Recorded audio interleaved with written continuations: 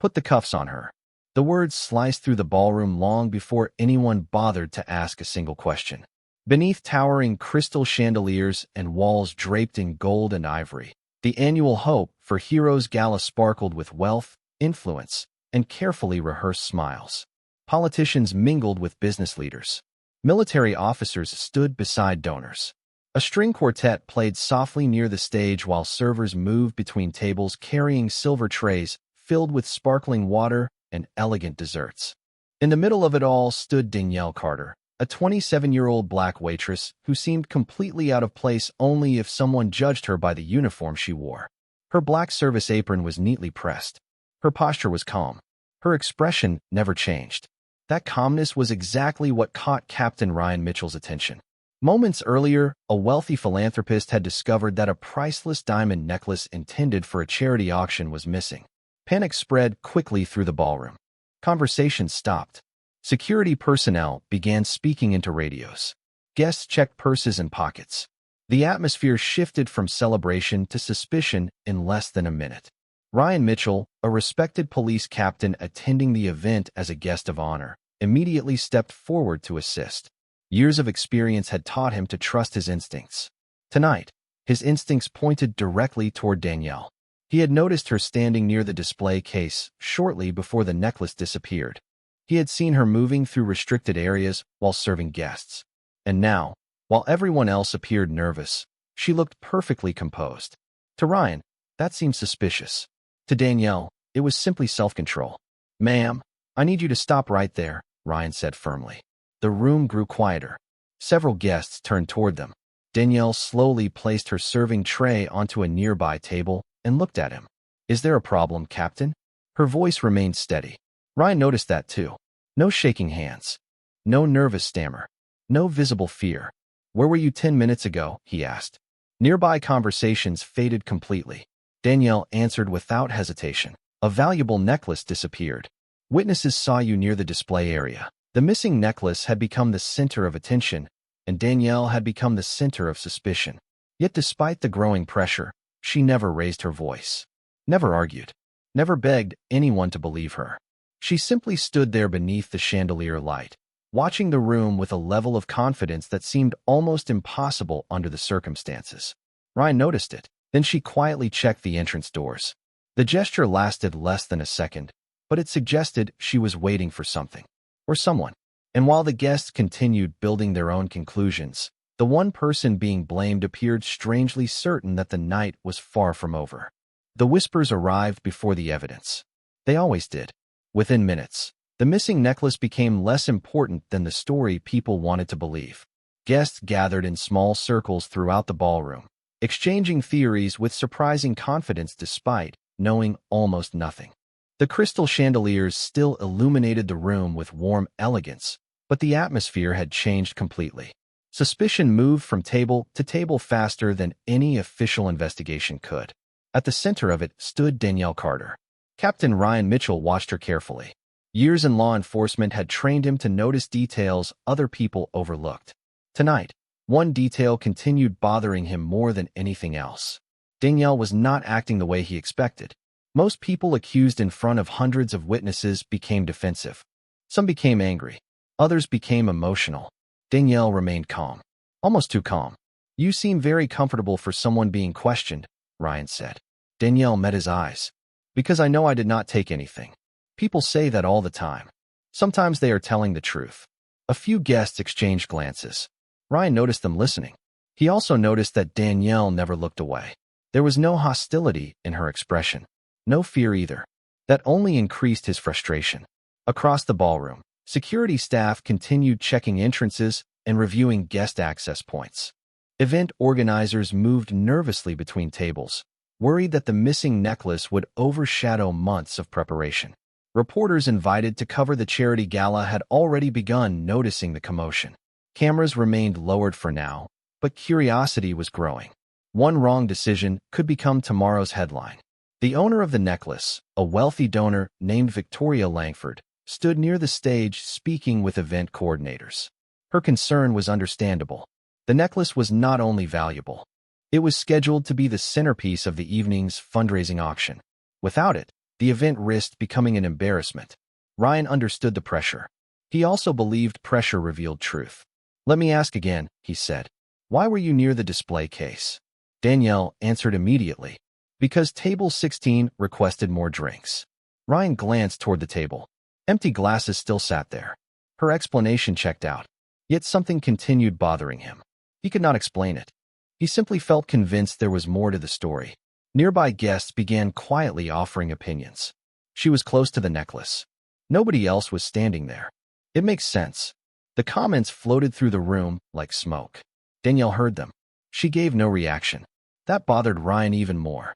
Confidence without visible support often looked suspicious to people expecting panic. Meanwhile, Danielle's attention drifted briefly toward the ballroom entrance again. The movement lasted only a moment, but Ryan caught it. "Are you expecting someone?" he asked.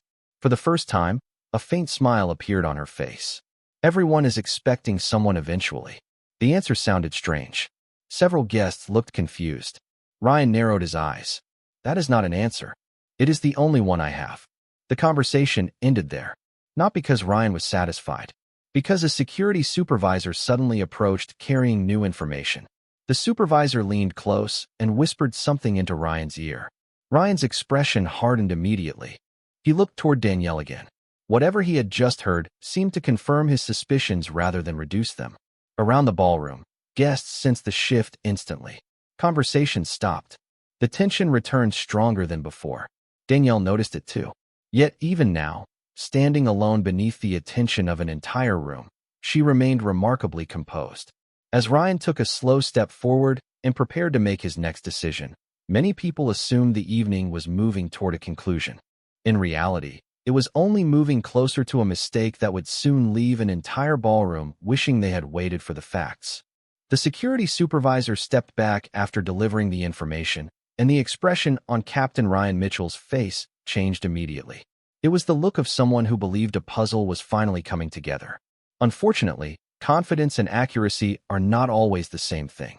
Ryan turned toward Danielle Carter while dozens of guests watched from every corner of the ballroom. The string quartet had stopped playing entirely now. Even the waitstaff had slowed their movements. The annual gala no longer felt like a celebration. It felt like a courtroom without rules. A staff member reported seeing you near the service hallway immediately after the necklace disappeared, Ryan announced. A murmur spread through the crowd. Danielle remained still. "I was in the service hallway." "Why?" "Because that is where restaurant staff work." Several people exchanged uncomfortable glances. The answer was obvious, but Ryan pressed forward anyway. "Did anyone accompany you?" "No." "So nobody can confirm where you were during those minutes?" Danielle considered the question. "Not every moment of every minute." Ryan nodded slowly as though the response proved something important. To many guests, it did. People often mistake uncertainty for guilt when they have already decided what they want to believe. Victoria Langford watched anxiously from near the stage. Event organizers whispered among themselves. A local reporter discreetly opened a notebook. The story was becoming too interesting to ignore. Ryan took another step closer. "Miss Carter, would you consent to having your belongings inspected?" Danielle answered immediately. "Yes." The quick response caught him off guard. It also caught the crowd off guard. Guilty people were supposed to hesitate. They were supposed to argue. Danielle simply nodded. "You may inspect whatever you need." For a moment, Ryan looked almost disappointed that she had agreed so easily. Nevertheless, a female security officer was asked to conduct the inspection privately in a nearby room. Several long minutes passed. Guests continued whispering. Some looked sympathetic. Others looked convinced the mystery was already solved. Human beings often enjoy certainty more than truth. When the security officer finally returned, the room fell silent. "Nothing was found," she reported. A few people visibly relaxed. Danielle's expression never changed. Ryan's did. His jaw tightened slightly. The result should have reduced suspicion. Instead, it seemed to deepen his determination. "That proves very little," he said. "The necklace could have been passed to someone else." The crowd murmured again. Danielle looked at him calmly. "Captain, are you looking for the necklace or looking for someone to blame?" The question landed harder than any accusation. Several guests glanced at Ryan. For the first time all evening, uncertainty appeared on his face. Only for a second. Then it vanished. "I am looking for answers." Then perhaps you should keep looking. A few people lowered their eyes. Others suddenly found their champagne glasses fascinating. Nobody wanted to become part of the confrontation. Ryan folded his arms. You seem remarkably confident. Danielle's gaze drifted briefly toward the ballroom entrance once again. Confidence and innocence are not the same thing, she replied. But they often travel together. The answer frustrated him more than it should have. Everything about her behavior contradicted the image he had formed in his mind. She was cooperative, calm, respectful, yet somehow he remained convinced she was hiding something. Across the room, several guests began noticing her repeated glances toward the entrance doors. The observation sparked a fresh wave of speculation. Maybe she is waiting for someone. Maybe an accomplice. Maybe a lawyer. The theories multiplied. Danielle ignored all of them. She checked the doors once more, then looked at the large clock mounted near the ballroom balcony. For the first time that evening, something close to anticipation appeared in her eyes. Ryan noticed it immediately. Whatever patience remained was rapidly disappearing. As the ballroom settled into a tense silence, and every eye fixed upon the woman standing alone in the center of suspicion, nobody realized that the most important person in the entire story was only minutes away from walking through those doors. Captain Ryan Mitchell had reached a point where uncertainty felt more uncomfortable than making a decision. The ballroom remained trapped in a strange silence, suspended between accusation and proof. Crystal chandeliers reflected across polished floors while hundreds of eyes remained fixed on Danielle Carter. She stood exactly where she had been for the past 20 minutes, calm beneath the pressure of public suspicion. That calmness now felt almost provocative to Ryan. Every question he asked seemed to strengthen her composure rather than weaken it. Every attempt to corner her produced another measured answer. To him, it no longer felt like cooperation. It felt like resistance disguised as patience. The large clock near the balcony ticked forward. Danielle glanced toward it briefly. Then she looked toward the entrance again. Ryan noticed. So did many of the guests. The repeated gesture had become impossible to ignore. You keep looking at those doors, Ryan said. Who are you waiting for? Danielle met his gaze. Someone who was invited. The answer frustrated him immediately. That narrows it down to half the people in this building. A few nervous laughs emerged from the crowd before disappearing just as quickly. Danielle remained composed. Then I suppose you will find out soon enough. The response created another wave of whispers. People were no longer discussing the necklace alone. Now they were discussing her. Who was she? Why was she so calm? Why did she seem almost certain that events were moving in her favor despite standing completely alone? Ryan folded his arms. He hated unanswered questions. More importantly, he hated the growing feeling that he was losing control of the room. The gala organizers were anxious. The donor who owned the necklace wanted action. Reporters were watching. Guests expected leadership. Standing still no longer felt like an option. A security officer approached and quietly informed him that the necklace still had not been located. No new evidence had surfaced. No witnesses had changed their stories. Nothing had improved. Yet somehow Ryan felt more convinced than ever that Danielle was connected to the disappearance. Not because of evidence, because of instinct. Unfortunately, instinct can become dangerous when it begins replacing facts. Ryan took a slow breath. Miss Carter, until this matter is resolved, I am going to ask you to remain under security supervision. A murmur swept through the ballroom. Danielle's expression remained unchanged. Am I being charged with something? Not at this time. Then why am I the only person being supervised? The question landed heavily. Several guests shifted uncomfortably. Ryan answered quickly. Because you remain a person of interest. Danielle nodded once. Based on evidence. Ryan hesitated. Only briefly. But the hesitation was noticeable. Based on circumstances. The distinction mattered. Some people in the crowd recognized it immediately. Others ignored it. People often hear what supports their assumptions. Danielle looked around the ballroom. Not angrily. Not fearfully. Simply observing. The room that had welcomed wealthy guests with applause an hour earlier now watched a waitress as though she had become a headline. Yet even now, she seemed more disappointed than afraid. Ryan interpreted the look differently. To him, it suggested she was calculating her next move. The misunderstanding pushed him closer to a mistake. Near the entrance, security personnel subtly repositioned themselves. Reporters exchanged excited looks. The atmosphere tightened further. Danielle checked the clock one final time. Then, for the first time all evening, a faint smile touched her face. It was small, almost invisible, but Ryan saw it. And in that moment, convinced that he was running out of time and patience, he made a decision that would soon leave an entire ballroom frozen in disbelief. The decision happened in less than 5 seconds. The consequences would last much longer.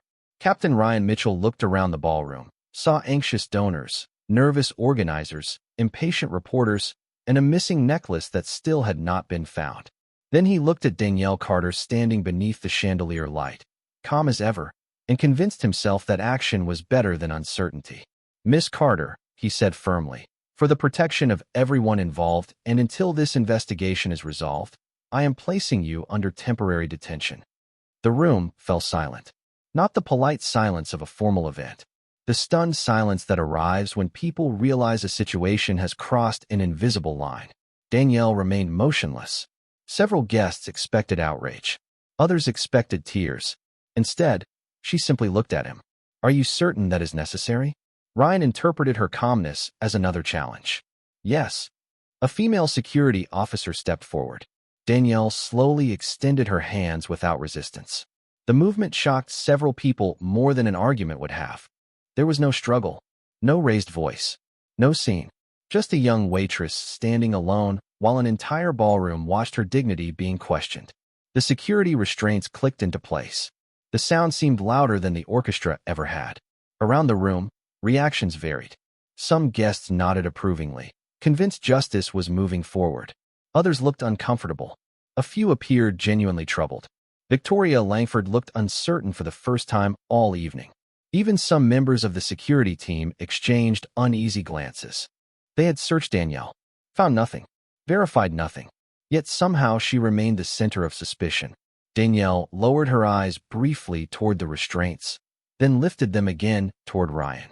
"I hope you are right." The words were quiet, respectful, yet they carried enough weight to make several nearby guests shift uncomfortably. Ryan said nothing. Confidence had carried him this far. That was not welcome now. Across the ballroom, reporters began taking notes more aggressively. Event organizers whispered urgently among themselves. What had started as a missing necklace had transformed into a public spectacle.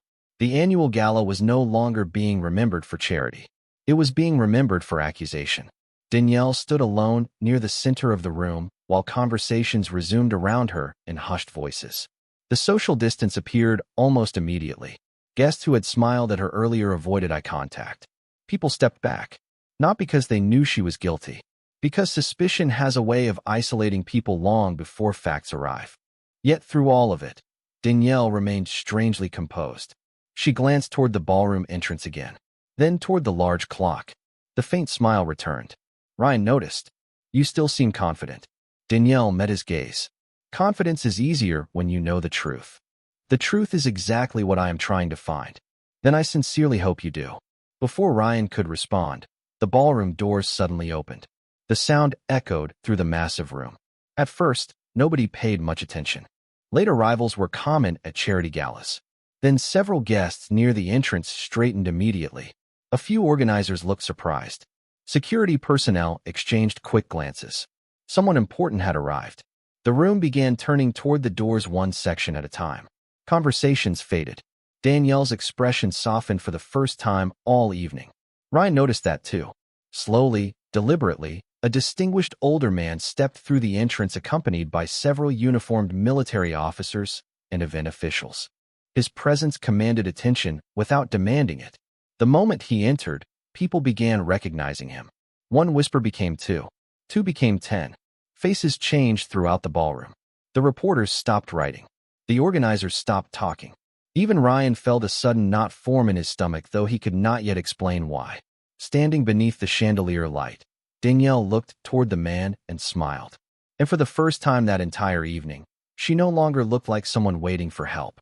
She looked like someone waiting for the truth to arrive. The ballroom did not simply become quiet. It seemed to stop breathing. Conversations died in mid-sentence. Glasses remained suspended halfway to lips.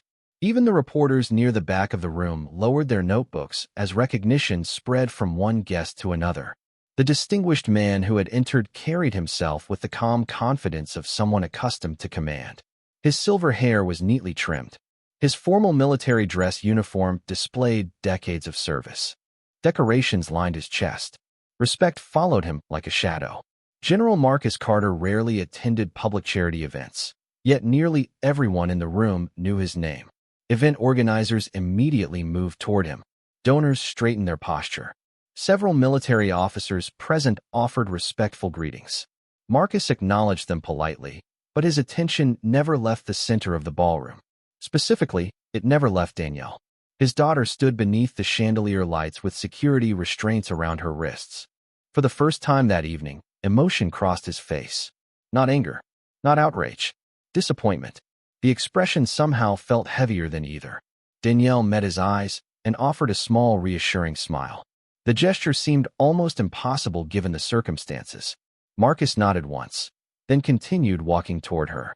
Guests stepped aside automatically. A clear path formed through the ballroom. Captain Ryan Mitchell watched the approach with growing unease. He recognized the general immediately. So did every officer standing nearby. Ryan suddenly became aware of how the room had changed. Only minutes earlier, everyone had been watching Danielle. Now they were watching him. Marcus stopped beside his daughter. For several seconds, neither spoke. Then he looked down briefly at the restraints before returning his attention to her face. "Are you all right?" Danielle nodded. "I am fine, Dad." The simple exchange sent another ripple through the crowd. "Dad." The word echoed through the ballroom more effectively than any formal introduction could have. Several guests visibly froze. Others exchanged stunned looks. Victoria Langford nearly dropped her champagne glass. One reporter hurriedly reopened his notebook. Ryan felt his stomach tighten. Marcus turned toward him. His voice remained calm. "Captain Mitchell." Ryan straightened immediately. "General Carter. I understand there has been an incident." Ryan cleared his throat. "A valuable necklace disappeared. Your daughter became a person of interest during the investigation." Marcus listened carefully. "Was the necklace found on her?" "No." "Was evidence discovered connecting her to the theft?" Ryan hesitated. The pause seemed much longer than it actually was. "Not directly." Marcus nodded slowly. "Then help me understand why she is standing here like this." Nobody moved. Nobody spoke. The questions settled over the room with tremendous weight. Ryan searched for an answer that sounded stronger aloud than it did in his own mind. The circumstances appeared suspicious.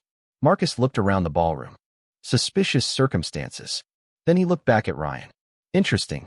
Danielle remained silent throughout the exchange. She did not defend herself. She did not accuse anyone. She simply watched. Marcus noticed that too. "My daughter has always believed that truth speaks loudest when given enough time," he said quietly. "I taught her that myself."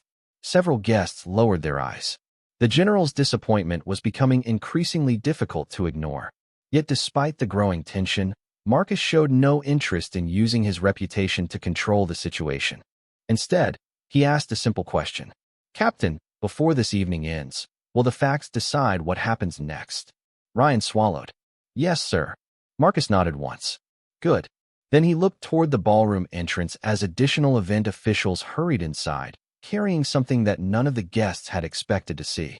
And the moment Danielle noticed what they were bringing, she knew the truth had finally arrived.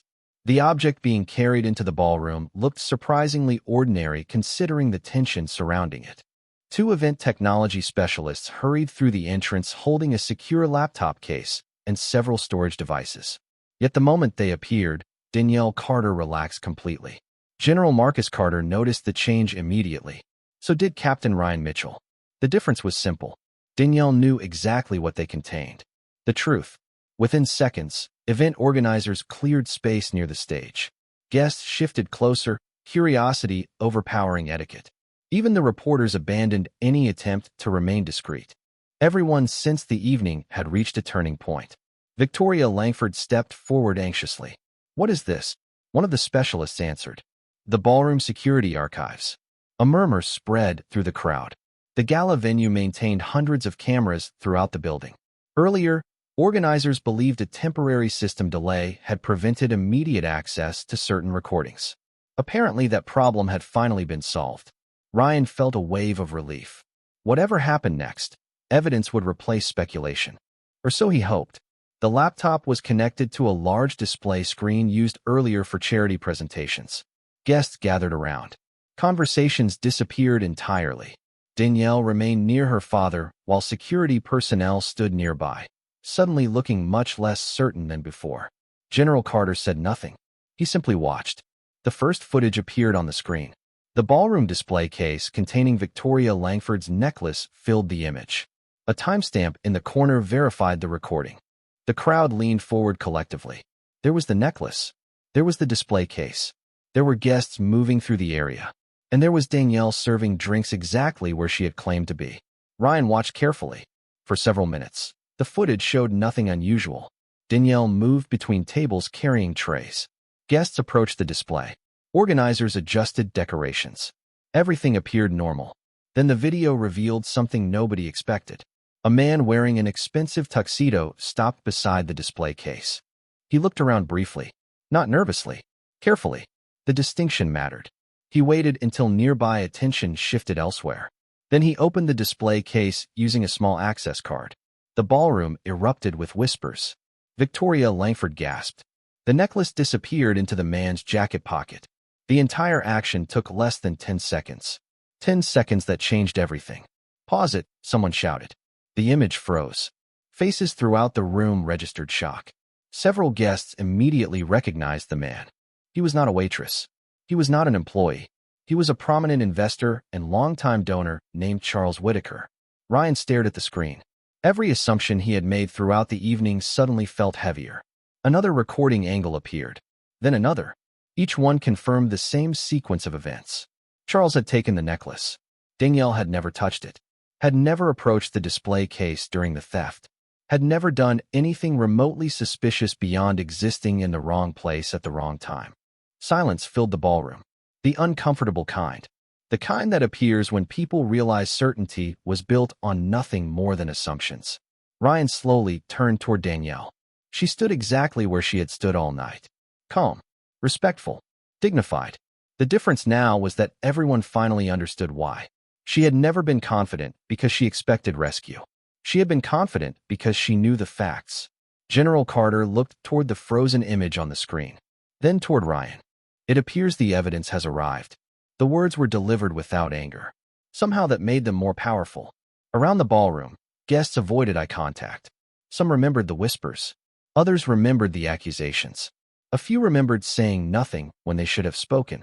Meanwhile, security officers moved quickly toward Charles Whitaker, who now looked significantly less confident than he had earlier. Yet even as attention shifted toward the actual culprit, many eyes remained fixed on Danielle Carter, the woman who had endured an entire evening of suspicion without losing her composure. And for Captain Ryan Mitchell, the hardest part was only beginning. Because proving Danielle innocent was one thing. Explaining how he had treated her was something else entirely. The ballroom felt different now. Not because the necklace had been found. Not because the real culprit had been identified. It felt different because certainty had vanished.